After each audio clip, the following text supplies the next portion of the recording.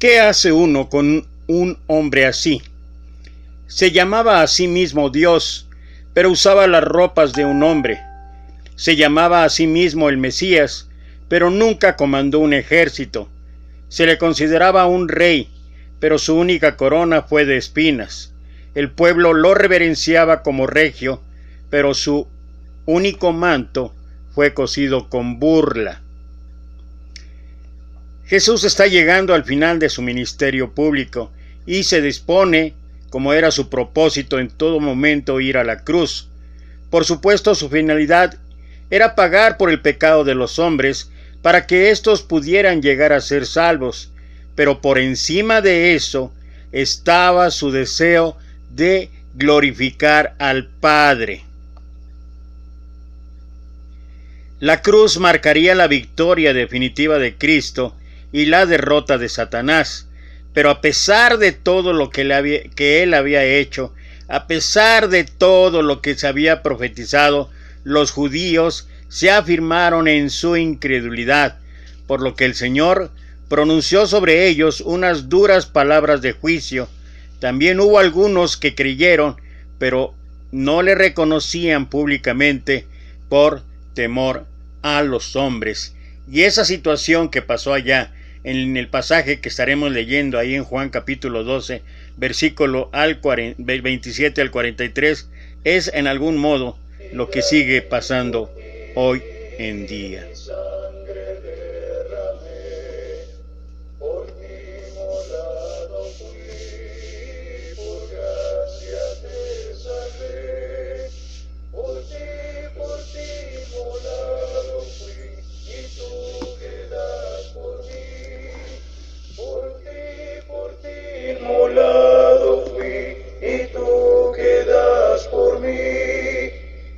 Celestial mansión, mi trono de esplendor, dejé por rescatar al mundo pecador. Si todo yo dejé por ti, ¿qué dejas tú por mí? Si todo yo dejé por ti, ¿qué dejas tú por mí? Reproches, aflicción y angustias yo sufrí. La copa amarga fue que yo por ti bebí. Reproches yo por ti sufrí, que sufres tú por mí. Reproches yo por ti sufrí, que sufres tú por mí. De mi celestial hogar te traigo el rico don del Padre Dios de amor, la plena salvación. Mi don de amor te traigo a ti, que ofreces tú por mí. Mi don de amor.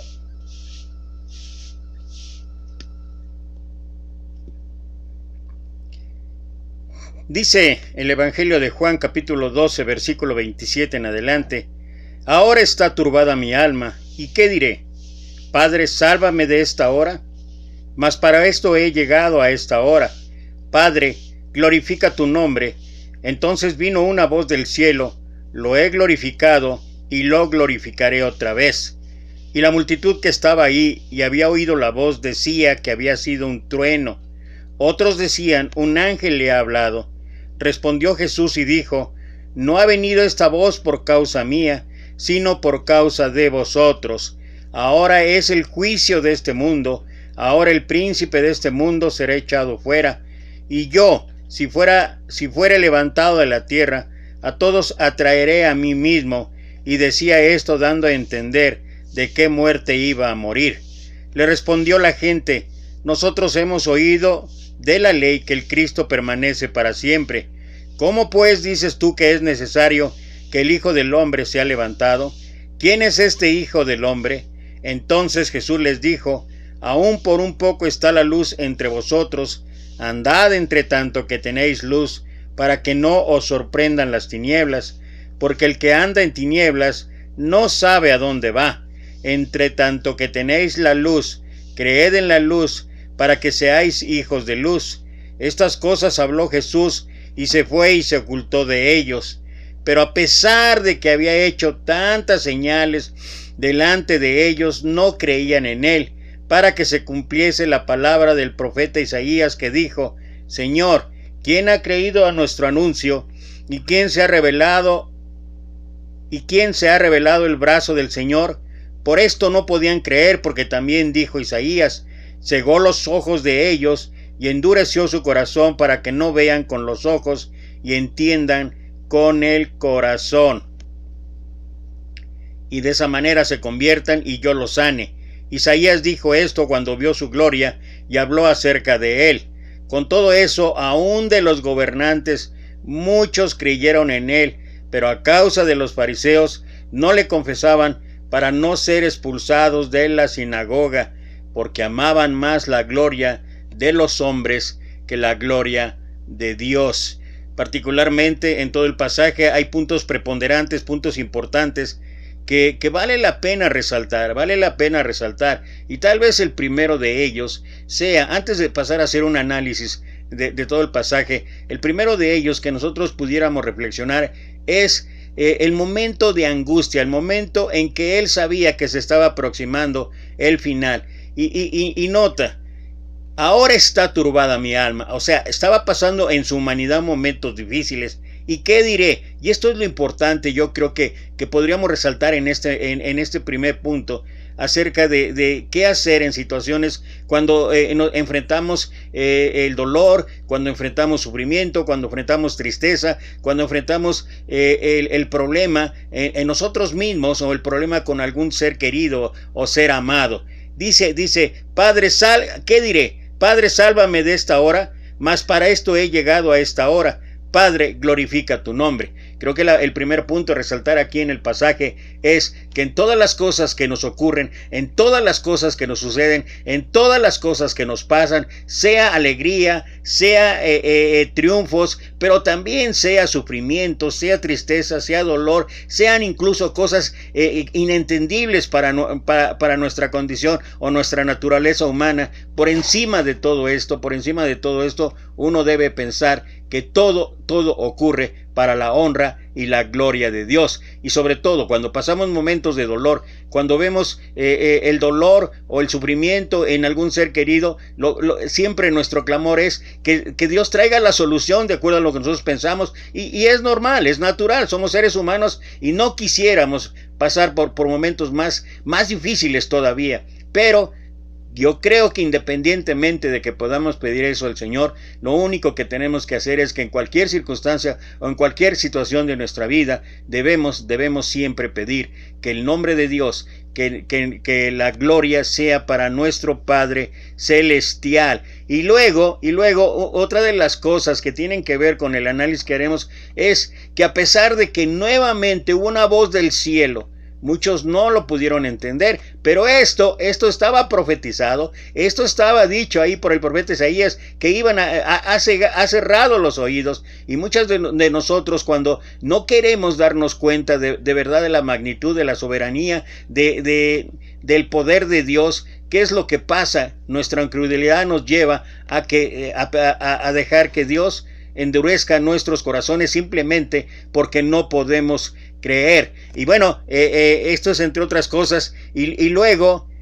habla acerca del sacrificio excelso por el cual se tendría que llegar a la victoria, pero a pesar de ello, y esto es el último punto que me gustaría considerar antes de pasar al análisis del pasaje, es que a pesar de todo, a pesar de las profecías, a pesar de todos los sucesos durante el ministerio de nuestro Señor, todo lo que llevó a cabo, milagros, enseñanzas, etcétera, etcétera, a pesar de todo eso,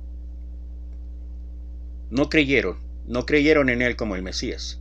Y no solamente los fariseos, los líderes, que eran los que más incredulidad mostraban, sino mucha gente. Ahora, mucha gente podía entender y podía creer que sí, verdaderamente él era el Mesías, pero dice, no creían por temor a los hombres. Y bueno, me gustaría empezar primero con algunos aspectos interesantes que podríamos considerar también acerca de este pasaje que estamos leyendo y acerca de la meditación de lo que estamos empezando a ver en esta última semana del ministerio de nuestro Señor Jesús. Los evangelistas dedican en sus evangelios un espacio desproporcionado a la última semana de Jesucristo en su ministerio sobre la tierra. En el caso de los evangelios de Mateo y Marcos, ocupa alrededor de 1/3 de los mismos, el de Lucas 1/4, en el evangelio que nos ocupa, el del apóstol Juan, es la mitad del texto. De todas las verdades de la fe cristiana, la muerte de Jesucristo junto con su resurrección es la más preciosa. Si Él no hubiera muerto, no habría sustituto por el pecado. Si no hubiera sustituto, no habría oferta de salvación. Y si no hubiera salvación, no habría esperanza. Y si no hubiera esperanza, el único futuro para cada uno de nosotros, ¿sabes qué? Sería el infierno. Entonces, no sorprende que la fe cristiana se centre en la muerte, sepultura y resurrección de nuestro Señor Jesucristo. La verdad gloriosa de que el Hijo de Dios vino a la tierra para morir en sacrificio por el pecado es el eje del plan redentor que está especificado y que está plasmado allí en la Biblia. Ella misma enseña que su muerte estaba predeterminada por Dios en el pasado eterno. Cristo es el Cordero que fue inmolado desde el principio del mundo. Apocalipsis capítulo 13, versículo 8. Su muerte en sacrificio se predestinó desde antes de la fundación del mundo. Primera de Pedro capítulo 1, versículo 20. Y luego brevemente también voy a tocar algunos puntos que vale la pena reflexionar y que estaremos analizando en el desarrollo de este pasaje. Primero, su muerte cumplió la profecía. Aunque el pueblo de Israel, aunque sus líderes religiosos no lo podían entender, el Antiguo Testamento enseñaba claramente que el Mesías vendría a morir. Tú puedes ver esto allá en lo que habla Daniel en el capítulo 9, versículo 25 y 26, y también en Zacarías capítulo 12, versículo 10. Pero la profecía más detallada del Antiguo Testamento sobre la muerte del Mesías está allí en el pasaje que encontramos del profeta Isaías capítulo 52 y capítulo 53, en donde otras cosas dice: herido fue por nuestras rebeliones y molido por nuestros pecados, que por cárcel y por juicio fue quitado, cortado de la tierra de los vivientes, se dispuso con los impíos su sepultura, mas con los ricos fue en su muerte, que el Señor quiso quebrantarlo y hacerlo sufrir, que ofreció su vida en expiación, y que Dios lo bendeciría porque derramó su vida hasta la muerte. Todo esto que parafraseé está entre los capítulos 52 y capítulo 53 del profeta Isaías. El Antiguo Testamento también dio detalles específicos relativos a la muerte del Mesías, y todos se cumplieron en la muerte de Jesucristo. El Salmo 41:9 predijo que alguien cercano lo traicionaría. Dio la cantidad de dinero exacta que recibiría el traidor. Isaías 56 predijo el abuso físico que sufría Cristo en su juicio. El Salmo 22 describe gráficamente la muerte de Cristo por la crucifixión, una forma de ejecución ajena a los judíos. Todos los sacrificios del Antiguo Testamento apuntaban al futuro, al sacrificio final de Jesucristo. El holocausto simbolizaba su expiación, la ofrenda por el pecado, su propiciación y las ofrendas expiatorias, la redención proporcionada por su muerte. Y es aquí donde, a través de esto que acabamos de analizar y reflexionar, podemos ver que el eje central en toda la Escritura, el eje central tanto en el Antiguo como en el Nuevo Testamento, es la cruz del Calvario, la cruz donde a través de ella se logró la libertad, se logró la reconciliación del ser humano con Dios. Segundo, la muerte de Cristo es el tema del Nuevo Testamento. En términos generales, una quinta parte del material en los relatos del Evangelio se dedica a los eventos de los últimos días de nuestro Señor Jesucristo en su vida terrenal. Tercero, la muerte de Cristo Jesús fue el principal propósito de la encarnación. Jesucristo mismo dijo, porque el Hijo del Hombre no vino para ser servido, sino para servir y para dar su vida en rescate por muchos. Marcos 10:45. El apóstol Juan dijo del Maestro, y sabéis que Él apareció para quitar nuestros pecados, y no hay pecado en Él. Para esto apareció el Hijo de Dios, para deshacer las obras del diablo. Primera de Juan, capítulo 3, versículos 5 al 8. Cuarto, la muerte de Jesucristo fue un tema constante en su propia enseñanza. A partir de la confesión de Pedro que Él era el Cristo, el Hijo de Dios, Él empezó y comenzó a hablar a sus discípulos que le era necesario ir a Jerusalén y padecer mucho de los ancianos, de los principales sacerdotes y de los escribas y ser muerto y resucitar al tercer día.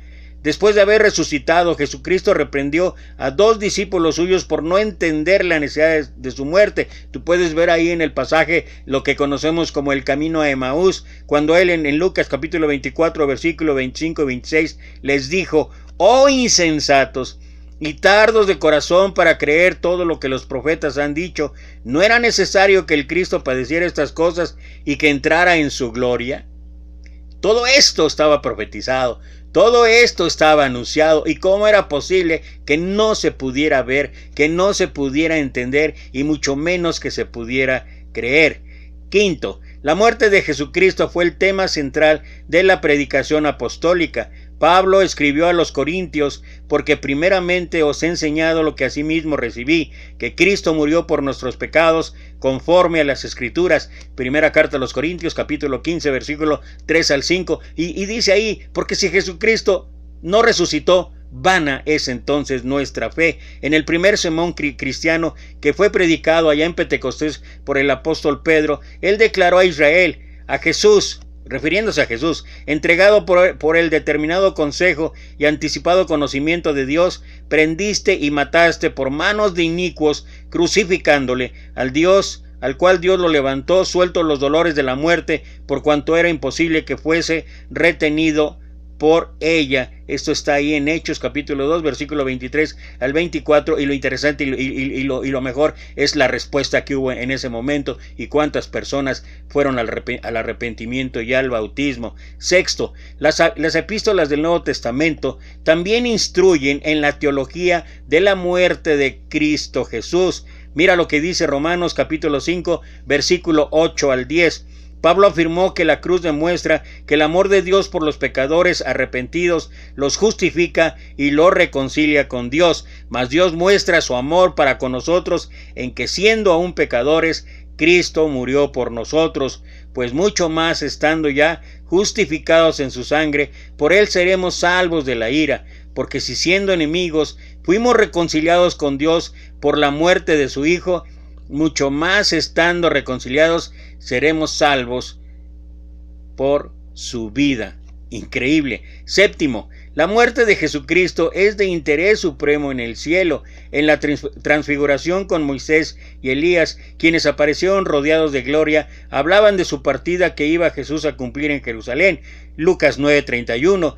Los sufrimientos de Cristo son algo que anhelan mirar los ángeles. Primera de Pedro, capítulo 1, versículo 11 y 12. Después de la resurrección en la tumba vacía, los 2 ángeles dijeron a las mujeres: Jesús no está aquí, sino que ha resucitado. Acordaos lo que Él os habló cuando aún estaba en Galilea, diciendo: es necesario que el Hijo del Hombre sea entregado en manos de hombres pecadores y que sea crucificado y resucite al tercer día. Lucas capítulo 24, versículo 6 y 7. Y quisiera añadir aquí también que hubo por lo menos 3 sucesos. Este último que estamos viendo en este pasaje de Juan 12, la transfiguración, que ya lo mencionamos, y también cuando Jesucristo fue bautizado ahí por Juan el Bautista, se abrió se oyó una voz desde el cielo. No sé cuánta gente debe haber sido testigo de esto. En la transfiguración solamente estaban los 3 apóstoles, pero aquí nuevamente había una multitud, había mucha gente que estaba escuchando, y como incluso viniendo una voz del cielo, y no podían creer y no podían entender el propósito que tenía nuestro Señor Jesucristo para todas y cada una de las situaciones que tenía que pasar para llegar a la conclusión, a la victoria final ahí en la cruz. Por último, la muerte de nuestro Maestro es el centro de las ordenanzas de la Iglesia. El bautismo describe la unción del creyente con Cristo Jesús en su muerte. Romanos capítulo 6, versículo 1 al 4 particularmente, pero también el libro de Colosenses capítulo 2, versículo 12. Y esto es una muestra, o esta es una prueba auténtica de lo necesario, lo importante, que el mismo Maestro dijo, y me estoy refiriendo al bautismo. El Señor dijo: el que no naciere de nuevo en agua y en espíritu no puede ver el reino de Dios. Y después volvió a repetir: el que no naciere de agua y de espíritu no puede entrar en el reino de Dios. No tenemos por qué contender, ni mucho menos entrar en controversia, que si le damos mucho auge al bautismo o no. Simplemente aquí lo estamos viendo, lo que describe el apóstol Pablo, ahí en Romanos capítulo 6, versículo 1 en adelante, cuando habla acerca esencialmente del bautismo y de la manera que simbólicamente somos igual que Él, somos sepultados y resucitados. Debería ser suficiente. No tenemos por qué, aparte de todos los otros argumentos que hay en la Escritura. Si hay gente que no quiere creer esto, es parte como esa gente que estaba ahí, que a pesar de todos los detalles, que a pesar de todas las señales, que a pesar de todas las profecías, que a pesar de todas las enseñanzas, a pesar de todos los milagros que Cristo, nuestro Maestro, hizo en su ministerio, no podían creer. No podían creer porque se imaginaban una situación diferente en cuanto al Mesías. No podían creer porque les era más importante quedar bien con los hombres antes que a Dios. Y eso es lo que pasa hoy en día. Parece ser que nos preocupa más lo que digan los demás, lo que digan los hombres, que lo que realmente dice Dios. Y muchas de las ocasiones, incluso para nosotros mismos, dentro de aquellos que hablamos y que somos de la Iglesia de Cristo, debería interesarnos más qué es lo que piensa Dios antes que lo que piensan los hombres. Y es cierto que pueden ser instrumentos, pero a veces por nuestra condición humana, eso es lo que hacemos. Cambiamos la mirada, cambiamos la óptica, y para nosotros a veces resulta siendo más importante lo que dice, y sobre todo si es un hombre que ha dedicado su vida al ministerio, si es un hombre que tiene gran sabiduría, tiene gran elocuencia, tiene gran conocimiento, sí, y gloria a Dios por ello, pero ante todo, primero está nuestro Dios. La muerte de Cristo es el centro de las ordenanzas de la Iglesia. En la Santa Cena, los creyentes recuerdan y anuncian la muerte del Señor hasta que Él venga. Primera carta a los Corintios 11:26, Lucas capítulo 22, versículos 19 y 20. En el pasaje previo, versículos 23 al 26, Jesucristo habló de su muerte inminente. En los versículos 27 al 34, vemos al Dios hombre enfrentando las implicaciones de esa muerte. El pasaje revela la angustia de Cristo Jesús, la respuesta del Padre, la anticipación de la victoria y el abandono del pueblo. Qué importante sería para nosotros el considerar todos y cada uno de estos aspectos narrados no solo en el Evangelio de Juan, también en los otros tres evangelistas. Cuando me refiero a evangelio, es uno del evangelio, son 4 los evangelistas, sí, para no entrar en controversias de que no son 4 o son varios evangelios. No, es un evangelio narrado por Mateo, Marcos, Lucas o Juan. Y bueno, eso es lo que deberíamos de hacer, el poder entender. Pero si quisiéramos ahondar un poquito en mayor detalle, voy a tratar de tocar algunos puntos en cuanto a lo que ya hablé al principio. Lo primero sería la angustia de Jesús. Según el versículo 27 y 28, Sabiendo que su muerte era parte central del plan redentor de Dios, por el gozo puesto delante de él, Jesús sufrió la cruz. Eso es lo que escribe posteriormente el autor de Hebreos en el capítulo 12, versículo 2. Pero hubo otro lado de la cruz, aludido por el escritor de Hebreo cuando dijo en el mismo versículo que el Señor menospreció el oprobio, la anticipación de cargar con el oprobio del pecado, experimentar la ira de Dios y separarse del Padre, provocó que el alma de Cristo se turbara, y Jesucristo en toda su humanidad sintió todo el dolor asociado con cargar la maldición del pecado. Fíjate, no era acerca de lo que él había había hecho o había dejado de hacer, sino por la misión de, como dice Gálatas 3:13, por causa de ese dolor ofreció ruegos y súplicas con gran clamor y lágrimas al que le podía librar de la muerte. Fue oído a causa de su temor reverente. Hebreos capítulo 5, versículo 7. Lo que mencioné en Gálatas 3:13 es que él sintió el dolor asociado con cargar con toda la maldición del pecado. Es lo que habla el apóstol Pablo ahí en Gálatas. Algunos piensan o algunos no relacionan las frases ¿y qué diré?, refiriéndonos específicamente a los versículos 27 y 28 que estamos analizando aquí en el capítulo 12 de Juan. ¿Y qué diré?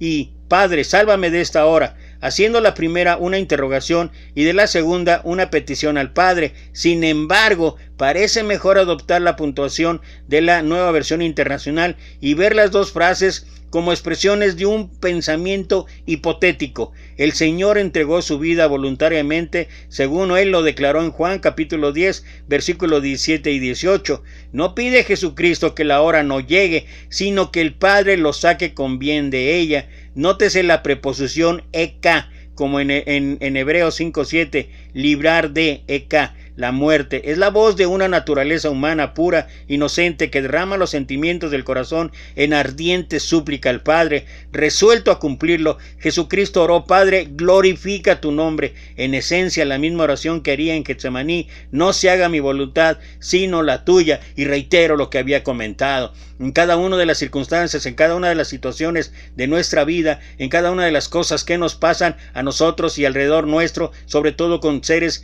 amados, seres queridos, siempre nuestro pensamiento debe ser que se haga la voluntad del Señor, que el Señor sea glorificado. Y ¿sabes qué? Tenemos la confianza, tenemos la certeza, tenemos la seguridad que Dios va a hacer las cosas conforme a su voluntad y que Dios tiene un plan perfecto para cada uno de nosotros. La petición de nuestro Señor indica que, tal cual lo había hecho durante toda su vida, en su muerte también glorificaría el nombre del Padre. Creo que esto es algo que debemos reiterar. Lo que hacemos, lo que llevamos a cabo, siempre tiene que ser para la honra y para la gloria de Dios. Dios recibe la gloria cuando se manifiestan sus atributos, y en ninguna parte se ve más claramente su amor magnánimo por los pecadores impotentes, su ira santa contra el pecado, su justicia perfecta, su gracia redentora, su misericordia perdonadora o su sabiduría infinita, que en la muerte propiciatoria de su Hijo. Y cada una de las cosas que hablé puedes ver ahí, puedes consultar Romanos capítulo 5 versículo 8 y luego el 9, Romanos capítulo 3 versículo 26, Hebreos capítulo 2 versículo 9, Colosenses capítulo 2 versículo 13 y 14 y finalmente Primera de Corintios capítulo 1 versículo 22 a 24. ¿Cuál fue la respuesta del Padre? Por tercera vez, lo que hablaba yo, primero allá en el bautismo, en la transfiguración y ahora, por tercera vez durante el ministerio terrenal de Cristo, la voz del Padre vino audiblemente del cielo. En otras ocasiones, el bautismo de Jesús y la transfiguración, la voz del Padre afirmó estar complacido con su Hijo. Ahora, cuando la cruz se acercaba, el Padre de nuevo autenticó a su Hijo y así dio seguridad a los discípulos de que la muerte inminente de Cristo Jesús no significaba de modo alguno que lo desaprobara. Al contrario, como ya había glorificado su nombre por medio de la vida y ministerio de Jesucristo, lo glorificaría otra vez por medio de su muerte. La voz audible del Padre confirmando que había oído y respondido la oración de nuestro Maestro fue obvia para todos, aunque la multitud desconcertada que estaba ahí y había oído la voz no pudo entender su importancia real. Algunos buscaron entender la voz poderosa como un fenómeno natural, decían que había sido un trueno, y esto que ocurrió en ese momento, allí, en esa situación hace más de 2000 años, es lo que ocurre hoy en día. ¿Qué necesitamos para entender y comprender que solo la gracia de Dios es la que nos puede hacer o llevar a tener una vida agradable a Dios? ¿Por qué nos hemos empeñado en tener nuestros propios caminos, en comprender nuestros propios caminos, si lo que dice Dios es bastante claro y sencillo? Vivimos cada día por la gracia de Dios. Gracias a ella, a ella podemos entender lo que Pablo habla en Efesios capítulo 2, versículo 8 en adelante, porque por gracia sois salvos por medio de la fe, y esto no de vosotros, no por obras, para que nadie se gloríe. Ahora, eso no quiere decir que no haya en nosotros la situación de los frutos, la situación de las obras, porque dice versículo Dios, porque somos hechura suya, o sea, gracias a Él, somos hechura suya, creados en Cristo Jesús para buenas obras, las cuales preparó Dios de antemano para que anduviésemos en ella. Las obras son la consecuencia de la gracia de Dios. Las obras son la consecuencia de creer, de vivir la gracia de Dios. Y cuando nosotros lo hacemos en esa manera, entonces podemos entender que esas obras, esas buenas obras que puede haber en cada ser humano, incluso dice ahí que Dios las ha preparado de antemano. La voz audible del Padre confirmando que había oído y respondido a la oración de Cristo Jesús fue obvia para todos, aunque la multitud desconcertada que estaba ahí y había oído la voz, no pudo entender su importancia.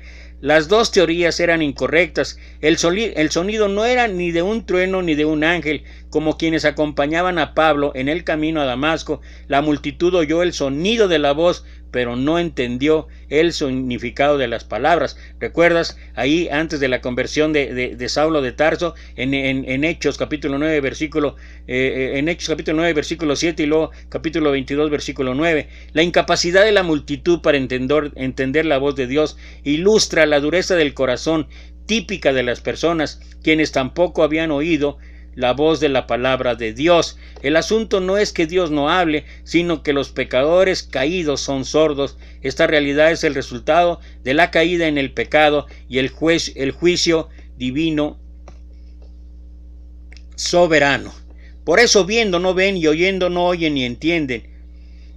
Los incrédulos, muertos en sus pecados, miembros del reino de Satanás y cegados por él a la verdad del Evangelio, no están capacitados para entender la palabra de Dios, como Pablo escribió ahí en la carta a los Corintios, en el capítulo 1, en la primera carta, capítulo 1, en el capítulo 2, versículo 14, el hombre natural no percibe las cosas que son del Espíritu de Dios, porque para él son locura y no las puede entender, porque se han de discernir espiritualmente. ¿Y cómo se pueden discernir espiritualmente? Pues por eso hablamos del camino de el plan de salvación que concluye ahí con el bautismo, cuando es que son perdonados nuestros pecados y recibimos el don del Espíritu Santo. La voz no vino exclusivamente por causa de Jesucristo, pues no necesitaba oír la voz audible del Padre para saber que Él había respondido su oración. La voz vino para fortalecer la fe de quienes estaban cerca. Esta respuesta milagrosa fue para los discípulos, para que pudieran oír directamente que el Padre de verdad le respondía al Maestro. ¿Y cuál era la respuesta? Fue otra comprobación del Padre, de las más fuertes y claras, de que Jesús era su muy amado Hijo. Y bueno, todo esto fue la anticipación de la victoria, como es lo que va a culminar o concluir cuando lleguemos, en su caso, al final ahí de la última semana. El mundo estaba a punto de crucificar al Señor de la vida y de la gloria. Al actuar así, se condenaría a sí mismo, se pronunciaría sentencia contra él por su terrible rechazo de Cristo. Esto es lo que el Salvador quería decir aquí. Estaba a punto de pronunciarse la condenación sobre la humanidad culpable. El príncipe de este mundo es Satanás. cuando Jesucristo anticipaba el triunfo en la cruz, se alegraba en las tres en las tres victorias que ello alcanzaría. Primera, su muerte traería el juicio de este mundo. La aparente victoria del mundo sobre Cristo en la cruz en realidad fue su propia sentencia de muerte. La condenación del mundo incrédulo se selló en el rechazo al Maestro. Pero la muerte de Cristo no solo traería juicio sobre el sistema maligno del mundo, también lo traería sobre su príncipe impío Satanás. Las Escrituras revelan varias veces cuando será echado fuera Satanás. Aquí es echado fuera en el sentido de que pierde su autoridad e influencia. Si se juzga y destruye su dominio en el mundo, no tendría lugar para ejercer su principado. En la tribulación se expulsará a Satanás del cielo para siempre, al cual ha tenido acceso para acusar a los creyentes. Apocalipsis capítulo 12, versículo 10. Al final de la tribulación, Satanás será lanzado al abismo por todo el reino milenario. Apocalipsis 21 al 3. Por último, el final del milenio se lanzará Satanás al lago de fuego, donde permanecerá en castigo por toda la eternidad. Apocalipsis 20:10. En contraste con las dos primeras, la victoria final que Cristo Jesús alcanzó en la cruz se expresa en términos positivos. Cuando Él se ha levantado de la tierra, una referencia a su crucifixión, así lo entendieron todos, como indica la nota de Juan, versículo 33, y decía esto dando a entender de qué muerte iba a morir. Declaró Jesucristo por medio de ese sacrificio por el pecado a todos atraerá a sí mismo. Por supuesto, esto no significa que todos los humanos recibirán la redención, como creen algunos universalistas, porque si eso fuera así, Dios no sería un Dios justo, porque cada quien haría lo que se le diera la gana, cada quien haría lo que quiere, y nos olvidaríamos de que realmente lo que hacemos es en obediencia a Dios y para honrar y glorificar su nombre.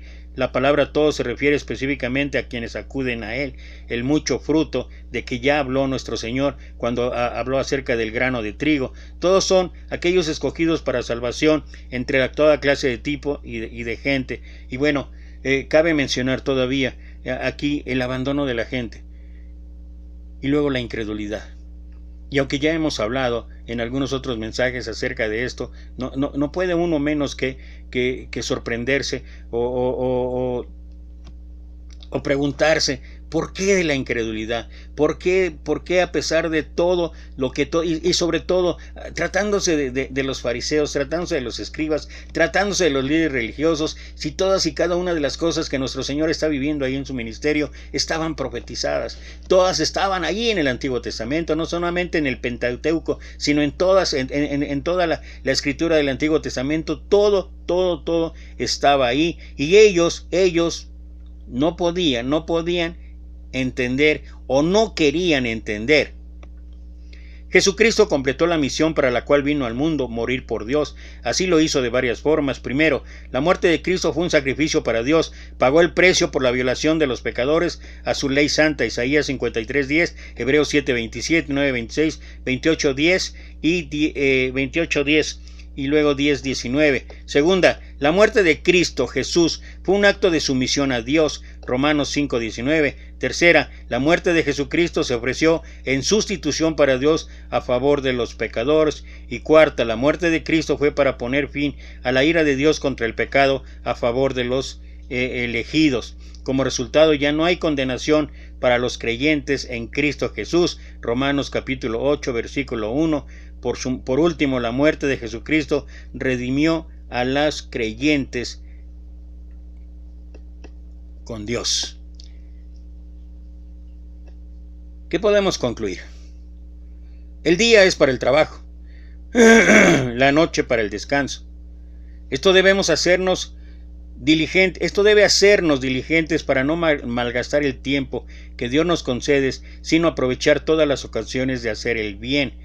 No sea que nuestro día se acabe antes de haber terminado la tarea que nos ha asignado para la jornada, para que no os sorprendan las tinieblas. Estoy hablando acerca de lo que dice el pasaje y acerca de lo que debería ser una recomendación para nosotros. Vale la pena, y hablando del tiempo, y que ya lo vimos en el pasaje anterior, cómo él se sujetaba a los tiempos y las sazones que que corresponden al Padre. Vale la pena recordar lo que el apóstol Pablo escribe en Efesios capítulo 5, versículos 15 al 17. Mirad pues cómo andéis, no como necios, sino como sabios, aprovechando bien el tiempo, porque los días son malos. Y hay muchas formas, siendo entendidos de cuál sea la voluntad de Dios. Los días son malos y ahora mismo los días son malos en el sentido de todos los problemas, de todas las circunstancias que nos han invadido a partir de esta pandemia, a partir de esta situación que nos ha pegado en lo moral, nos ha pegado en lo espiritual, nos ha pegado en la economía, nos ha pegado en el trabajo, nos ha pegado en diferentes maneras y diferentes formas, y hoy más que nunca deberemos estar aprovechando bien el tiempo, con sabiduría. ¿Cuál sabiduría? La sabiduría de Dios. La pregunta que nos podemos hacer es, en cuanto a esta obra de nuestro Señor, es cuánto vale para nosotros la cruz de Cristo, para nosotros vivir de esta manera que se nos demanda. ¿Estamos dispuestos a sacrificarnos por la cruz de Cristo como Él se sacrificó por nosotros? Y bueno, cada uno de nosotros puede entender y cada uno puede llevar a cabo lo necesario para que esto sea una realidad en nuestra vida. Y bueno, solamente voy a acabar terminando leyendo lo que dice el apóstol Pablo, capítulo